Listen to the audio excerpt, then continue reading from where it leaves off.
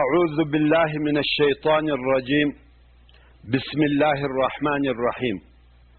إن الحمد لله نحمده ونستعينه ونستغفره ونعوذ بالله من شرور أنفسنا ومن سيئات أعمالنا. من يهده الله فلا مضل له ومن يضلل فلن تجد له وليا مرشدا. وأشهد أن لا إله إلا الله وحده لا شريك له وأشهد أن محمدا عبده ورسوله صلوات الله وسلامه عليه وعلى آله وأصحابه وأهل بيته أجمعين.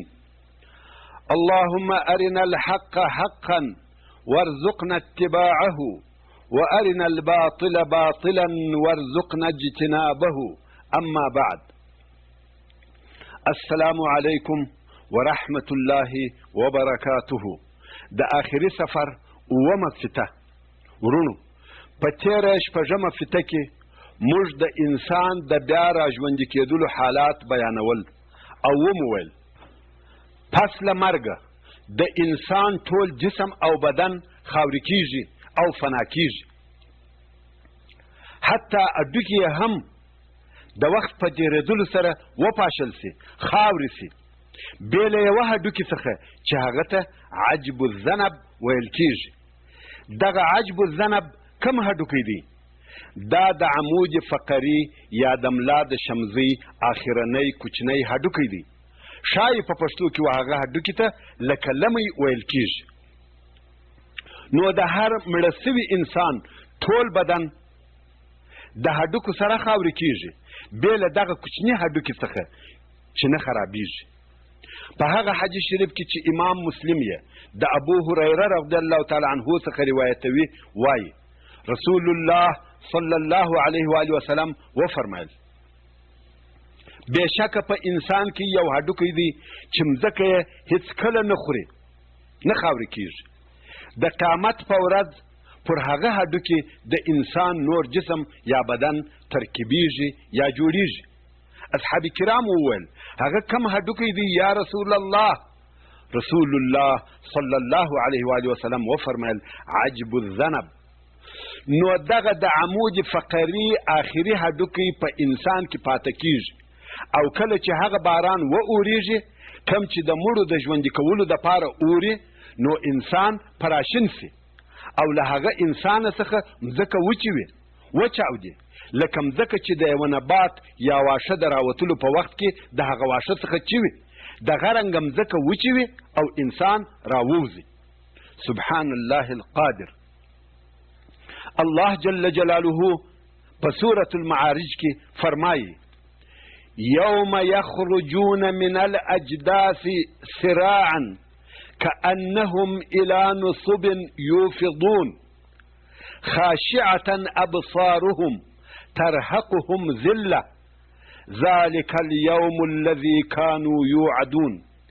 يعني هغه ورځ چې دوی له قبرو څخه د باندې راوایستل سي، دوی به داسې چابک ځغلول کیږي لکه دوی چې د کم خاص هدف او نشان پر طرف چابک چابک ځغلي. خواري او ذلیله به وي سترګې د دوی به ذلت او خوارۍ پټ کړي وي. دا د قیامت هغه ورځ ده چې د دوی سره په دنیا کې وعده سوې وه. نو کافر، فاجر او منافق د قیامت په ورځ خوار او ذلیله راپورته کیږي. الله جل جلاله په سورة القمر کې فرمایي فتول عنهم يوم يدعو الداعي إلى شيء نكر خشعا أبصارهم يخرجون من الأجداث كأنهم جراد منتشر مهطعين إلى الداع يقول الكافرون هذا يوم عسر. يعني نو تل دوی څخه مخ وګرځوه او هغه ورځ چې بلونکی دوی و یوه نااشنا شي ته راوبولي چې حساب او د اعمالو جزا ده.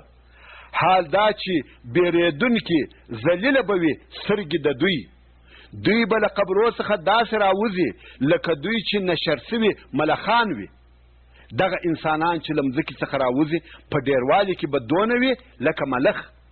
تاسې خو ملخان لیدلي دي، هغه چې پر یوه منطقه ورسي ټوله مځکه په ډکه وي، دغه رنګه به انسانان هم له مځکې راوځي او مځکه به په ډکه سي. تلوار کوونکي به وي پر طرف د بلونکي. کافران به وایي دا ډیره سخته ورځ ده. نو د مړو ژوندي کېدل په دغه بیان سوي ډول سره دي. دغه هغه راپورته کېدل دي چې کفار یې نه مني، او دا هغه کار دی چې د تاریخ په اوږدو کې منکران ځینې منکره دي او وایي من یحیی العظام وهي رمیم قل یحییها الذي انشأها اول مره.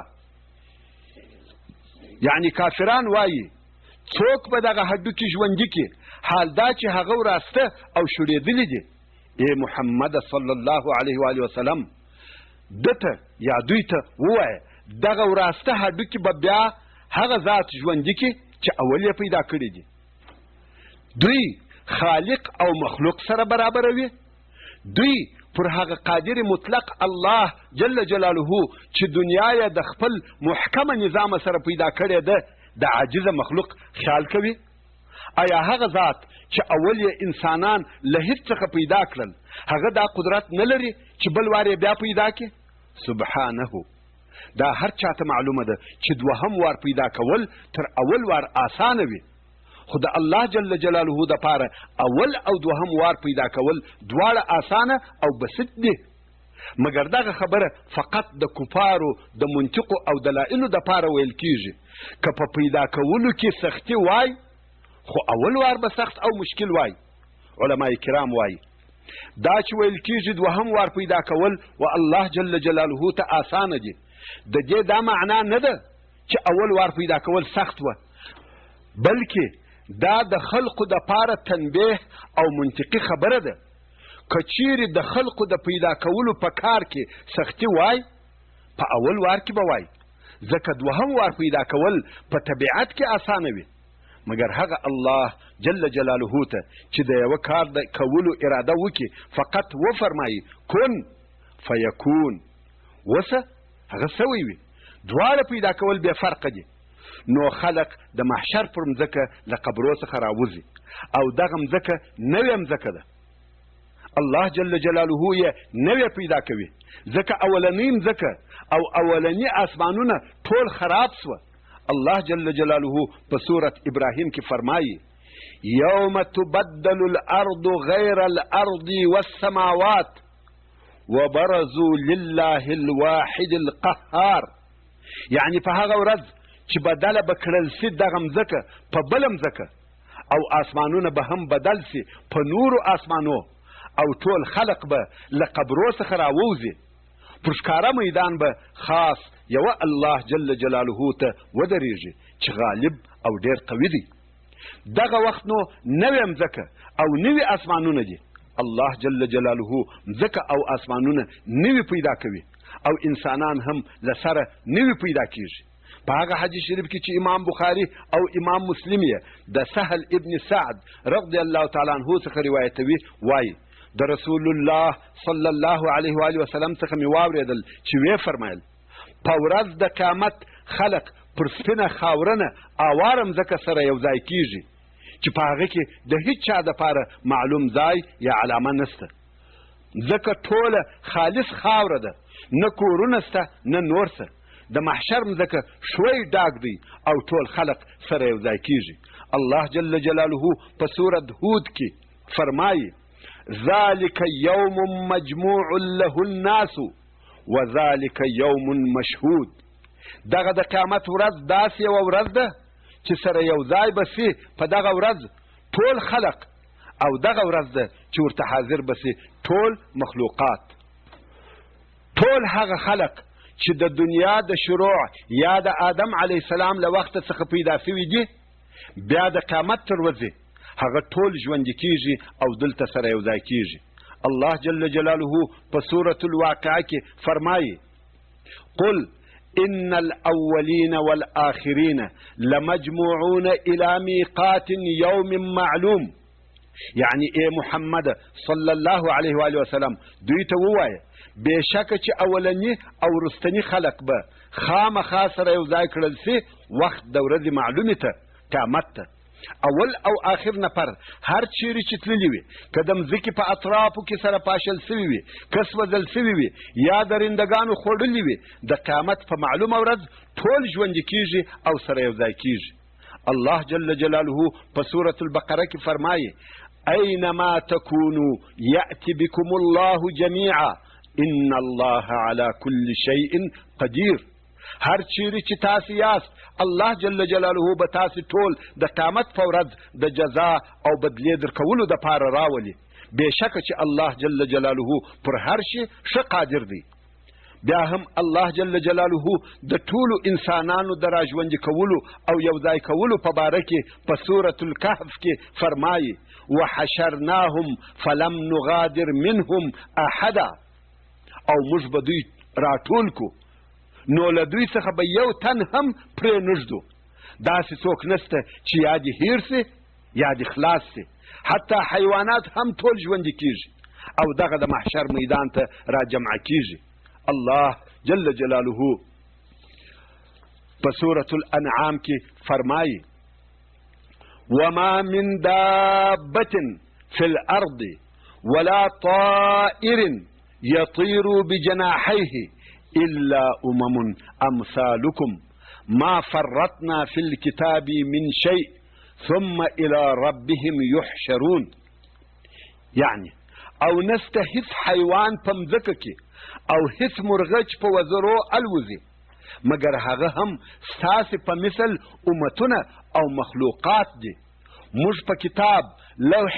محفوظ کې هیڅ شی نه دی پرې ایښی بلکې موږ ټول لیکلی دی او بیا به دغه ټول خپل رب ته د حساب او جزا دپاره ورجمع کړل سي نو ټول امتونه یا مخلوقات ژوندي کیږي او سره یو ځای کیږي همدارنګه د حیواناتو او چارپایانو د ژوندي کولو او یو ځای کولو په باره کې الله جل جلاله په سورة التکویر کې فرمایي واذا الوحوش حشرت یعنی کله چې وحشي حیوانان د قصاص اخیستلو دپاره راټول کړل سي نو انسان پر هغه طریقه چې رسول الله صلی الله علیه و آله وسلم راته بیان کړې ده راشین کیږي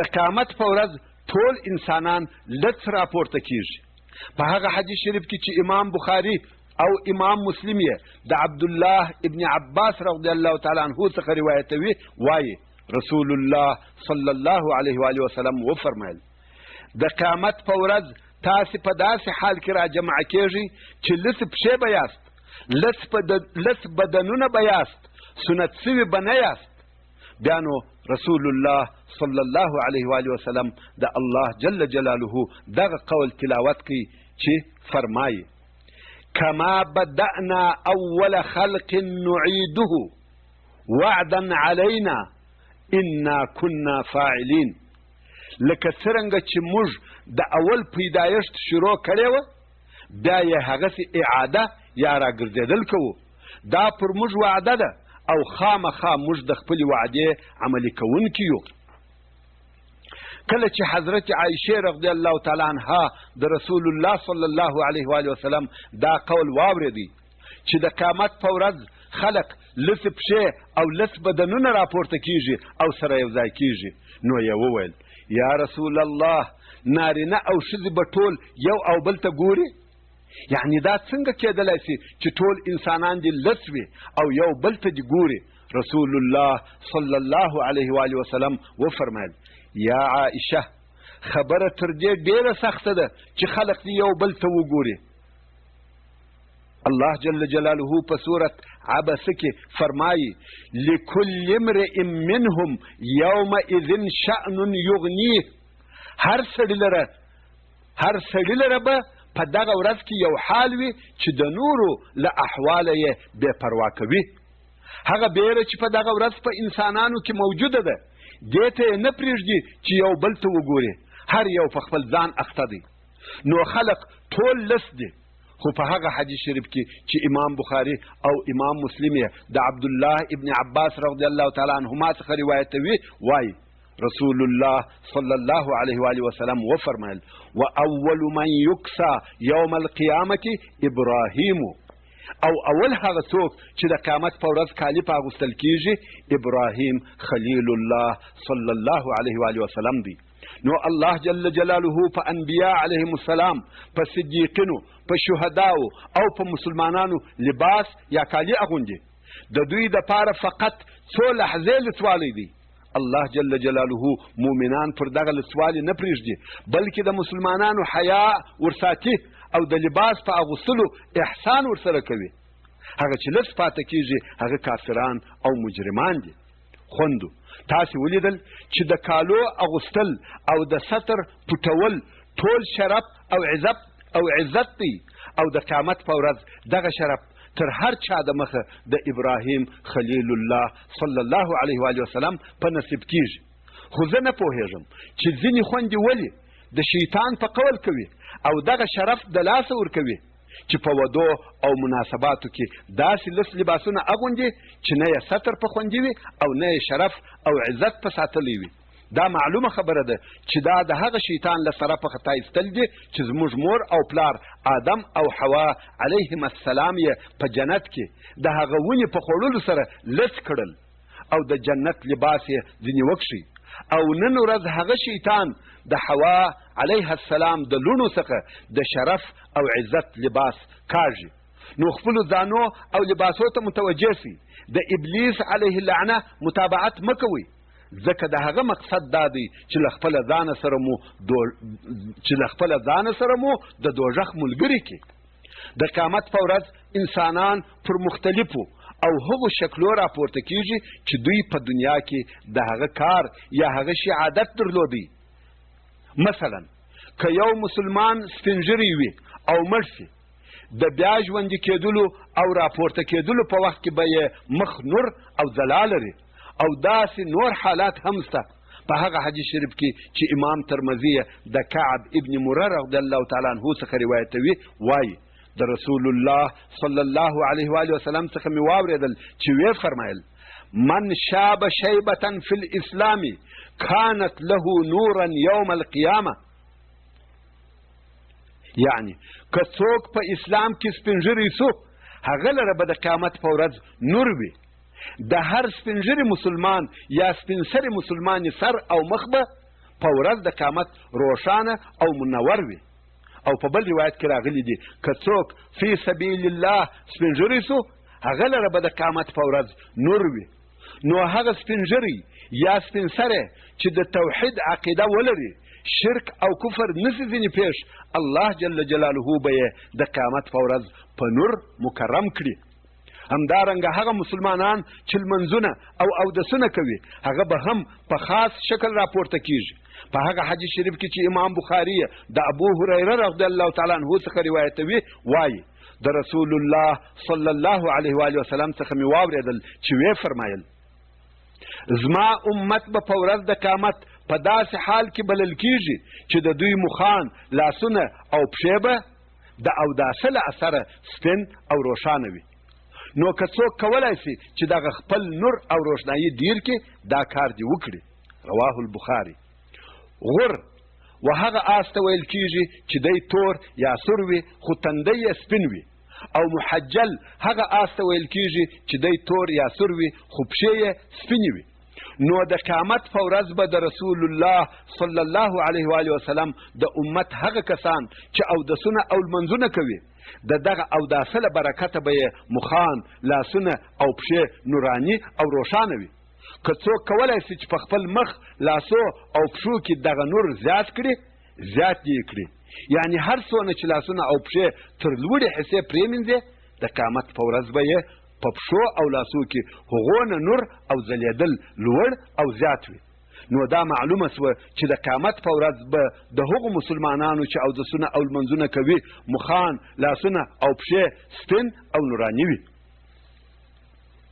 د قیامت په ورځ کافران لس پښې او لس بدنونه دي، خو بیا وروسته کالي په اغوستل کیږي، مګر په دوی داسې کالي اغوستل کیږي چې الله جل جلاله دې موږ او تاسې له هغسې کالو یا لباس څخه وساتي.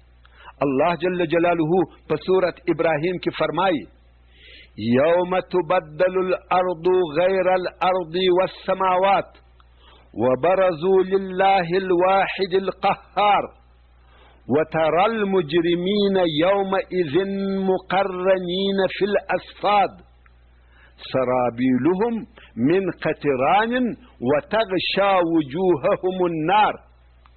يعني په هغه ورځ چې بدله به کړل سي دغه مځکه په بله مځکه او آسمانونه به هم بدل سي په نورو آسمانو او ټول خلق به له قبرو څخه راووځي. پر ښکاره میدان به خاص هغه یوه الله جل جلاله ته چې غالب او ډېر قوي دی ودرېږي او ته به په دغه ورځ کې ګناهکاران کافران وینې چې یو له بله سره به په زنځیرانو تړل سوي وي. کمیسان د دوی به له قطران ګوګړو څخه وي. قطران یو قسم بدبویه تور تیل دی چې ډېر ژر اور اخلي او کله چې اوښان یا نور حیوانان په منځ په دغو تیلو یې لړي او پټ پکړي مخونه د دوی اور د دوژخ. نو د چا کالي چې د هغه شي څخه وي چې ډېر ژر اور اخلي او بیا اور ورته راسي نو څه پکېږي؟ اور اخلي، لمبې وهي. نو د قیامت په ورځ د کفارو لباس او کالي له اوره څخه سول. نو د محشر پر میدان د کفارو بیا راژوندي کېدل او یو ځای کېدل پر دغه ډول دی. الله جل جلاله دې موږ او تاسې ټول له دغه حاله وساتي.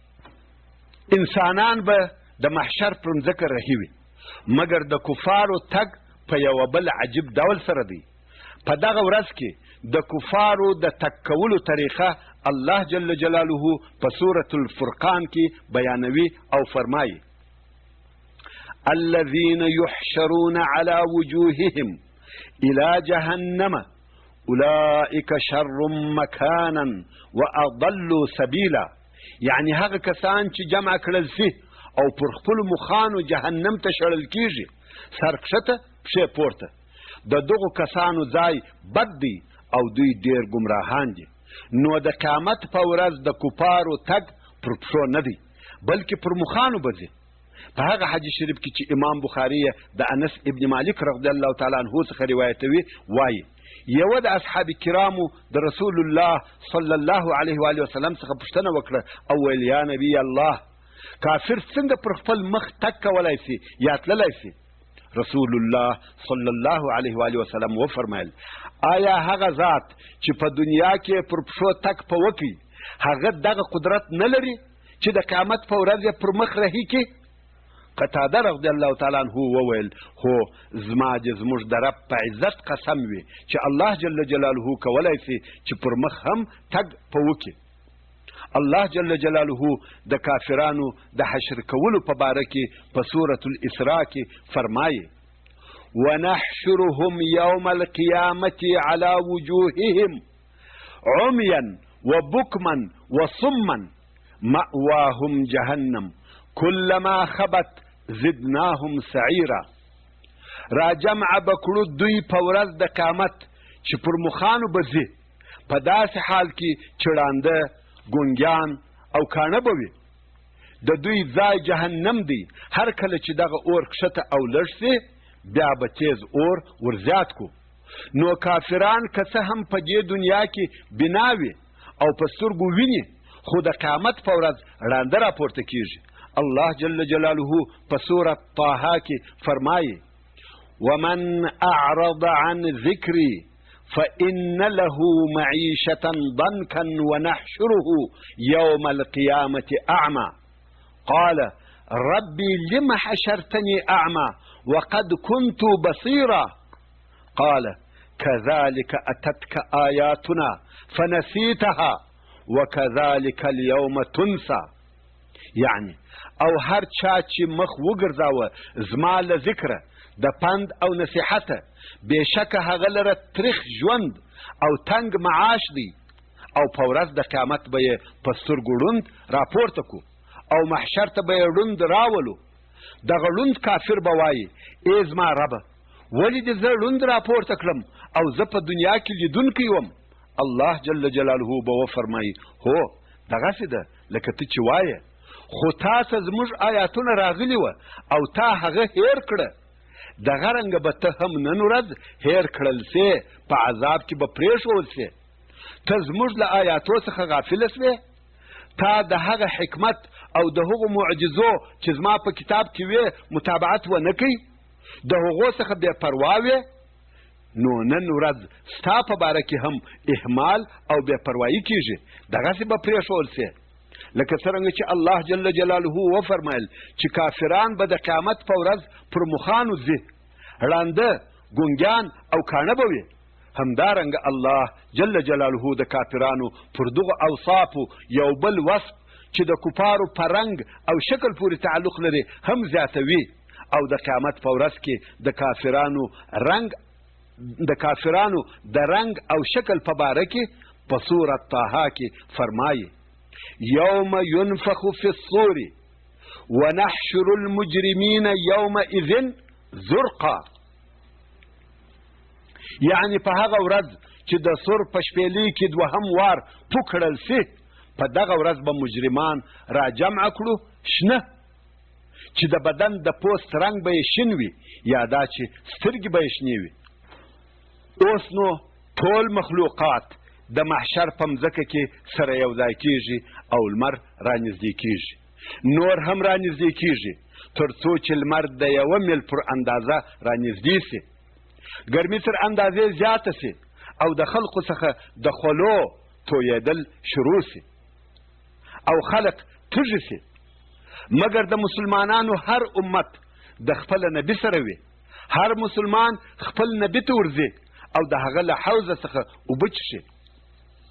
رسول الله صلی الله علیه و آله وسلم د خپل هغه حوض چې د قرآن مجید په سورة الکوثر کې ذکر شوی دی تعریف او توصیف راته کوي او فرمایي: یوه واله ده چې په جنت کې بهیږي او اوبه یې په حوض کوثر کې توییږي. حوض کوثر څه شی دی؟ په هغه حدیث شریف کې چې امام بخاري او امام مسلم یې د عبدالله ابن عمرو ابن العاص رضی الله تعالی عنه څخه روایتوي، وایي رسول الله صلی الله علیه و آله وسلم وفرمایل: زما د حوض لویوالی د یوې میاشتې د تګ پر اندازه دی او زاویې یې سره برابرې دي، مربع 4 کونجه دی، اوبه یې تر سپینو زرو سپینې دي او بوی یې تر مشکو خوشبویه دی، او کوزې یا کنجانې یې، کټوریان یا ګلاسونه یې په ډیروالي کې لکه د آسمان ستوري. که چا له دغه حوض څخه اوبه وڅښلې، تر هغه وروسته هیڅ کله نه تږی کېږي. الله جل جلاله دې د دغه حوض د اوبو څښل زموږ او ستاسې په نصیب کې چې بیا هیڅکله تږي نسو. همدارنګه په هغه حدیث شریف کې چې امام مسلم یې د ابو هریره رضی الله تعالی عنه څخه روایتوي، وایي رسول الله صلی الله علیه و آله وسلم وفرمایل: د دغه حوض اوبه تر واوره ډېرې سپینې دي او تر هغو عسلو خوږې یا خوندورې دي چې د شیدو سره ګډ سوي وي، او لوښي یې د ستورو تر شمېر ډېر دي. او زه ځینې خلک د دغه حوض له اوبو څخه منع کوم، لکه هغه سړی چې پردي یا د بل چا اوښان له خپله حوضه منع کوي. له دغه حوضه د څښلو اجازه د رسول الله صلی الله علیه و آله وسلم متابعینو لره شته. یوازې د محمد مصطفی صلی الله علیه و آله وسلم امت ته یې د څښلو اجازه ورکول کیږي. صحابه کرام وویل: یا رسول الله، آیا ته په دغه ورځ موږ پیژنې؟ رسول الله صلی الله علیه و آله وسلم وفرمایل: هو، په تاسې کې یوه علامه شته چې په نورو امتو کې هیچا لره نشته. تاسې به ماته په داسې حال کې راځئ چې مخان، لاسونه او پښې به مو د اوداسه په سبب نوراني او روښانه وي. نو هغو کسانو لره دي چې اودسونه او لمنځونه کوي د مخانو، لاسو او پښو په نورانیت سره او د رسول الله صلی الله علیه و آله وسلم له حوضه د اوبو په څښلو سره خوشحالي او مبارکي وي. رسول الله صلی الله علیه و آله وسلم نور هم د دغه حوض کوثر په باره کې تفصیل راکوي او په هغه حدیث شریف کې چې امام مسلم یې د ثوبان رضی الله تعالی عنه څخه روایتوي، وایي رسول الله صلی الله علیه و آله وسلم وفرمایل: د دغه حوض اوبه تر شیدو سپینې دي او تر عسلو خوږې دي. له جنت څخه 2 ناوې یا ولې ورته رابهیږي چې یوه یې د سرو زرو ده او بله یې د سپینو زرو ده. ځینې هغه کسان چې د رسول الله صلی الله علیه و آله وسلم سره یې ژوند کړی دی او ایمان یې پرې راوړی دی، هغه دغه حوض ته راځي او رسول الله صلی الله علیه و آله وسلم یې د حوض کوثر د اوبو د څښلو څخه منع کوي، نه یې پرېږدي. په هغه حدیث شریف کې چې امام مسلم یې د انس ابن مالک رضی الله تعالی عنه څخه روایتوي، وایي رسول الله صلی الله علیه و آله وسلم وفرمایل ما ته به پر دغه حوض داسې کسان راسي چې زما سره یې ملګرتیا کړې ده، کله چې زه ووینم دوی به رانږدې سي چې له حوضه اوبه وڅښي، قریبه ده چې زه د څښلو اجازه ورکم، مګر ملایکې به یې منع کړي او زه به وایم یا ربي زما ملګري. یعنی دا داسې خلق دي چې زه یې پیژنم، زما په حضور مسلمانان سوي دي او زما سره وه. ما ته به وویل سي ته په هغو کارو نه یې خبر چې دوی تر تا وروسته وکړه. دا نو هغه مرتدان دي چې د رسول الله صلی الله علیه و آله وسلم سره په حجة الوداع کې ملګري وه، حج یې ورسره ادا کړي او بیا د رسول الله صلی الله علیه و آله وسلم تر رحلت وروسته مرتد سوه. په هغه حدیث شریف کې چې امام بخاري او امام مسلم یې روایتوي راغلی دي، کله چې ملائکه رسول الله صلی الله علیه و آله وسلم ته ووایي ته نه یې خبر چې دوی تر تا وروسته څه وکړه، دوی تر تا وروسته مرتد سوه، بیرته پر شا خپل کفر ته وګرځېدل. رسول الله صلی الله علیه و آله وسلم فرمایي زه به ووایم هغه څوک دي د الله جل جلاله له رحمته لرې وي چې تر ما وروسته مرتد سو. نو مرتدین د کفارو سره دي. د حساب او کتاب د انتظار په وخت کې د ځینو ګناهکارانو حال، لمر خو د یوه میل پر اندازه رانږدې سو او د ډېرې زیاتې ګرمۍ په سبب د خلقو څخه خولې بهیږي. رسول الله صلی الله علیه و آله وسلم دغه سخت حال بیانوي. په هغه حدیث شریف کې چې امام مسلم یې د مقداد ابن الاسود رضی الله تعالی عنه څخه روایتوي، وایي د رسول الله صلی الله علیه و آله وسلم څخه مې واورېدل چې ویې فرمایل د قیامت په ورځ به لمر دونه رانږدې سي چې له خلقو څخه به د یوه میل پر اندازه لرې وي. سلیم ابن عامر رضی الله تعالی عنه وایي په والله زه نه یم خبر چې له میل څخه دغه د مځکې 1 میل مسافه مقصد ده او که له میله څخه هغه سلایي مقصد دی چې سترګې په توره وي. رسول الله صلی الله علیه و آله وسلم وفرمایل نو خلق به د خپلو عملو پر اندازه په خولو کې وي. له دوی څخه ځینې داسې دي چې خولې به یې تر بجلکو پورې وي او له دوی څخه څوک داسې دي چې خولې به یې تر زنګنو پورې وي او له دوی څخه به څوک داسې وي چې خولې به یې تر ملا پورې وي او له دوی څخه څوک داسې دي چې خولو به قیزور اچولي وي. او رسول الله صلی الله علیه و آله وسلم په لاس سره خپل خولې ته اشاره وکړه، یعنی خولې به یې تر خولې یا شونډانو پورې رسېدلې وي. یعنی هر څوک د خپل ګناه پر اندازه تکلیف ویني او 50,000 کاله به پر دغه حال پاته وي. په خپلو خولو کې ډوب او مرګ هم نسته. دغه کسان به د ژوند او مرګ په منځ کې وي خو مرګ نسته. رسول الله صلی الله علیه و آله وسلم د قیامت د ورځې ځینې بیرونکي حالات بیانوي چې په دغه ورځ به د ځینو ګناهکارانو خلقو دغه حال وي او دغه حالات هم ټوله تر حساب او کتاب د مخه دي. رسول الله صلی الله علیه و آله وسلم د مال خاوندان خبروي او بیروي. په هغه حدیث شریف کې چې امام بخاري د ابو هريره رضی الله تعالی عنه څخه روایتوي، وایي رسول الله صلی الله علیه و آله وسلم وفرمایل هر هغه څوک چې الله جل جلاله مال ورکړي او دی د هغه مال زکات ور نکړي، دغه د مال به د قیامت په ورځ دلره د شجاع اقرع په مثل سره سي. شجاع اقرع و هغه نارینه مار ته ویل کیږي چې د سر ویښتان یې د زهرو د قوت او شدت په سبب توی سوي وي. نو د قیامت په ورځ به د زکات نه ورکوونکي انسان مال د دغه مار په مثل سره سي او دغه مار به لوړ پر سترګو 2 تور خالونه لري او د قیامت په ورځ به پر دغه زکات نه ورکوونکي سړي راپیچل سوی وي. خوله به یې په لګولې وي او ورته وایي به زه ستا مال یم، زه ستا خزانه یم.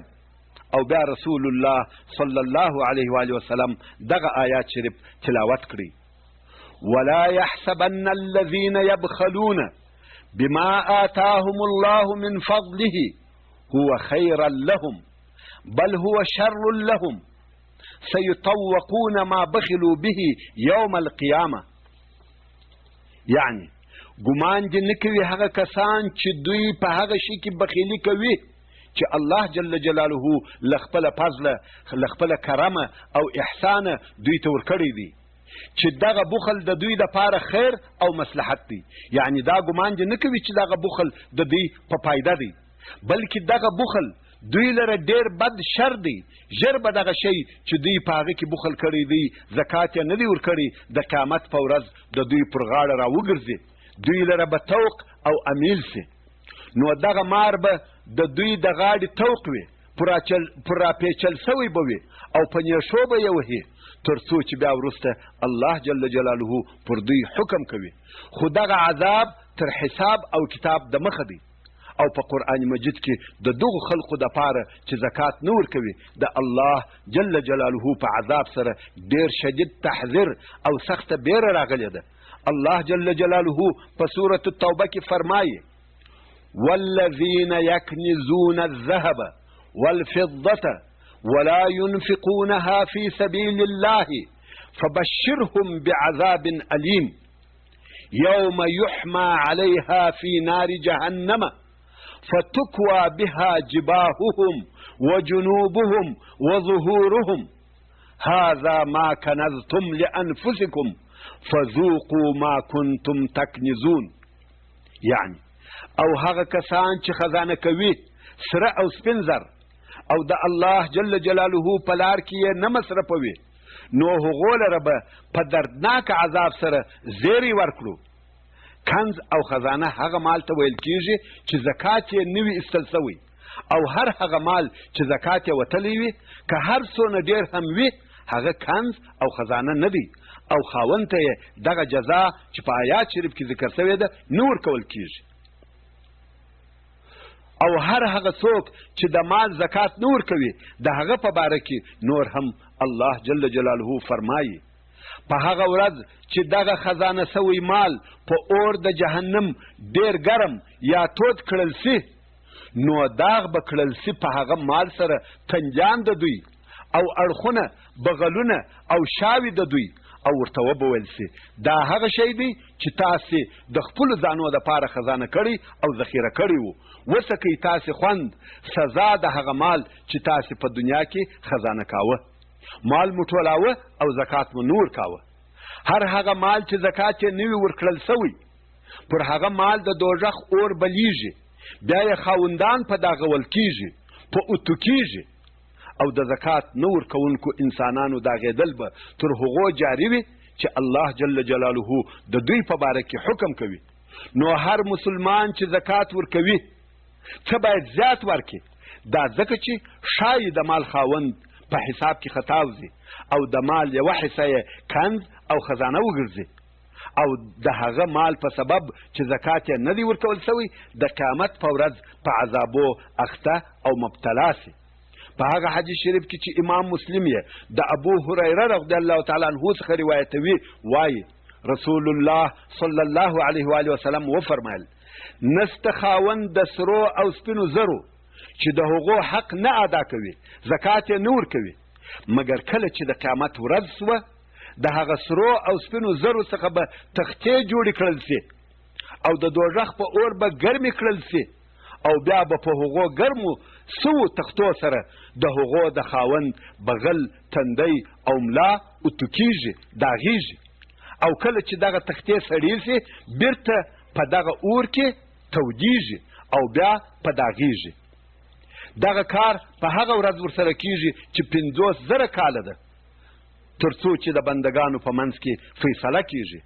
بیا به نو دی خپله لار وویني چې یا به جنت ته ځي یا اور ته، نو دغه عذاب د اور تر داخلېدلو د مخه دی او رسول الله صلی الله علیه و آله وسلم په دغه ذکر شوي حدیث شریف کې د هغو کسانو دپاره هم عذاب ویلی دی چې د هغو سره حیوانات وي، یعنی اوښان، پسونه او غوایي ولري او زکات یې نور کوي.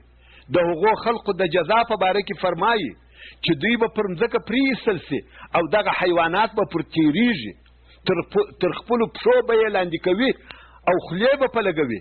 کله چې دغه حیوانات پر تیر سوه بیرته به له سره راشروع سي او دغه کار په تکرار سره په هغه ورځ کې کیږي چې 50,000 کاله ده، تر څو چې د بندګانو په منځ کې فیصله کیږي.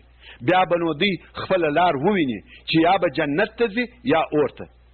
همدارنګه د متکبرینو دپاره ډېر شدید تحذیر او عذاب ذکر شوی دی. هغه څوک چې په مال او جایداد، په کورنۍ او قبیله، په منصب او کرسۍ، په کور او موټر، په زر او زیور، په لباس او کالو، په قد او قامت، په قوت او صحت، په اولادو او نوکرانو فخر کوي، ځان تر نورو ښه او لوړ بولي، دغه انسان متکبر دی.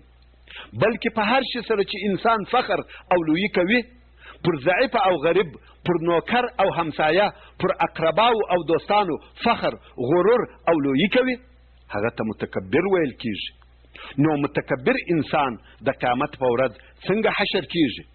په هغه حدیث شریف کې چې امام ترمذي د جابر رضی الله تعالی عنه څخه روایتوي، وایي رسول الله صلی الله علیه و آله وسلم وفرمایل کبر کوونکي انسانان به د قیامت په ورځ د کوچنیو میږیانو، سرکي میږیانو په مثل حشر کیږي. کوچنیوالی به یې د میږي وي، شکل او قیافه به د انسان وي، له هره طرفه به په ذلت پټ وي، خوار او ذلیله به وي، خلق به پرخیږي، تر پښو به یې لاندې کوي، خو د دوی د کوچنیوالي په سبب به په خبر هم نه وي. څرنګه چې ده په دنیا کې کبر او غرور کړی و، جزا یې هم له هغه جنسه څخه ده. الله جل جلاله دغه متکبر انسانان خوار، ذلیله او دونه کوچني کې چې نه لیدل کیږي او نه د چا په نظر ورځي، دا د دې لپاره چې خپل ځان وپېژني. ای عاجز مخلوقه انسانه، ته څوک یې چې کبر وکې، غرور او لویي وکې؟ احتیاط کوه چې د متکبرینو څخه نه سې، ځکه د قیامت په ورځ به دې خلق تر پښو لاندې کوي. ته پوهېږې چې عذاب د عمل له جنسه ورکول کیږي.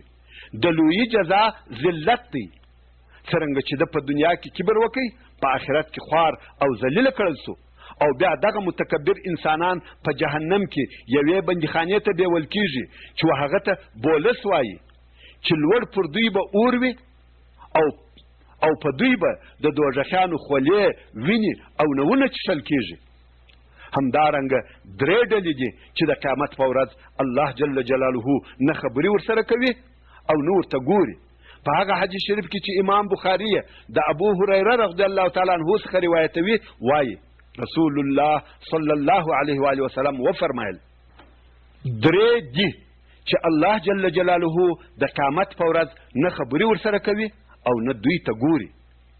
یو هغه څوک دی چې پر خپل مال په الله جل جلاله سره قسم یادوي، یعنی مال ورسره دی، غواړي چې خرڅ کړي، نو قسم یادوي چې په دونه مې رانیولی دی او دی درواغ وایي. مثلا 10 قیمت وي او دی وایي والله په 20 مې رانیولی دی. په ورځ د قیامت دغه نفر ته نه الله جل جلاله ګوري او نه خبرې ورسره کوي. او بل هغه سړی دی چې د دې دپاره په درواغو قسم اخلي چې د بل مسلمان مال ځینې د لاسه کې، یعنی د خلقو مالونه د درواغو په قسمو اخلي. او بل هغه سړی دی چې تر ځان زیاتې اوبه د خلقو څخه منع کړي، یعنی تر خپل ضرورت زیاتې اوبه لري خو چاته یې نه ورکوي. نو به الله جل جلاله د قیامت په ورځ ورته وایي نن به تا زه د خپل فضل او احسان څخه داسې منع کم لکه تا چې خلق د هغه شي د فضل څخه منع کول چې تا نه جوړ کړي، اوبه تا نه دي جوړې کړي، نو څنګه اول یې له خلقو څخه منع کوې؟ د حساب او کتاب د انتظار په وخت کې د نیکانو او صالحینو حال. ځینې ښه او صالحه خلق د قیامت په ورځ په راحت او نعمت کې دي. تاسې ولیدل چې د قیامت په ورځ ټول انسانان په دغه تکالیفو او ګرمیو اخته او مبتلا دي، بې له مسلمانانو. خو رسول الله صلی الله علیه و آله وسلم د خپل امت ځینې هغه ډلې راښیي چې هغو لره دغه تکلیفونه او عذابونه نسته، نه په ګرمي خبر دي نه په خولو، بلکې دوی په یوه ښه یخه سایه کې دي، په هغه الهي سایه کې چې په دغه ورځ هلته موجوده ده.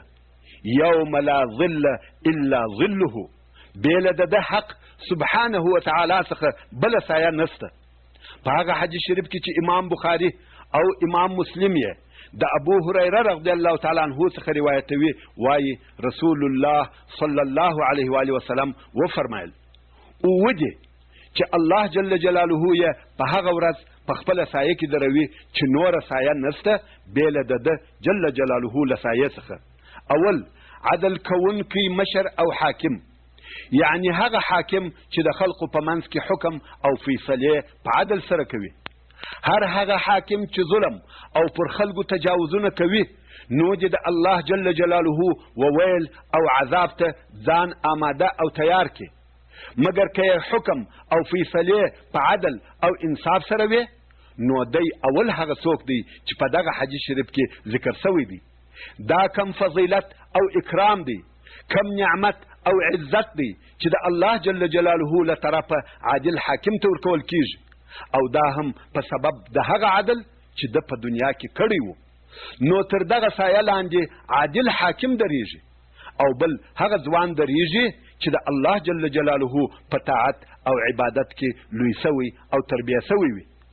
یو ځوان چې د ځوانۍ د شروع څخه د الله جل جلاله عبادت کوي او د ګناهو څخه لرې وي، لطفاً چې ته واړوه.